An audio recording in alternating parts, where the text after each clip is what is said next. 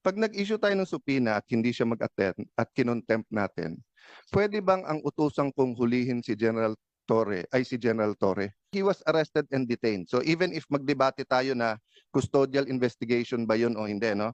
So ma'am, ang ano po dito, ang penalty is imprisonment of not less than 4 years nor more than 6 years and a fine of 4,000 pesos. So ang question ko, meron na bang report dito sa arrest at kinasuhan ba si General Torre? Last question, ma'am. Tuwing magpapa-aresto lately, parang ang pinaka-effective si General Torre, di ba? So nung pina-aresto si Pastor Kibuloy, grabe yung mga nangyari at ginawa, di ba? Nung pinaaresto po si President Duterte, yun naman pinag-uusapan natin, nakita naman natin.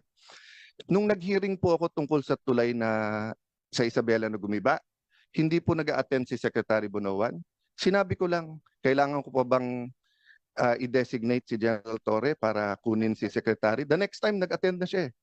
So ito, tanong ko ma'am, pag nag-issue tayo ng subpoena at hindi siya mag-attend at kinontempt natin, pwede bang ang utusang kong hulihin si General Torre ay si General Torre? Kasi effective, no? Dinadaan ko lang sa biro, but I think of all his interviews and sa nangyari, this is my last point, ma'am. I'll submit to all my other colleagues. This is my point lang, ma'am. Nanonood kasi yung buong PNP.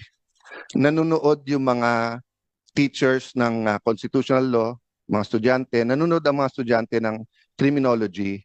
And di ba sabi nga nila, yung bata, hindi mo pwedeng turuan sa salita. Natututo yung bata sa gawa. So ganun din sa gobyerno natin. Pag sinabi nung mayor, no corruption, pero corrupt siya, ang dating sa mga department head, pwede mag-corrupt. Di ba? Pag sinabi ng COMELEC officer sa isang probinsya, no cheating, pero pinayagan niya yung cheating or vote buying, ang papakinggan ng tao, hindi yung salita, yung gawa eh. So kung mali yung pagka-aresto, nangangamba ako na especially sa lugar na walang internet, walang cellphone, baka ito yung masunod eh. Humihingi sila ng counsel nila o doktor tapos hindi pagbibigyan, no?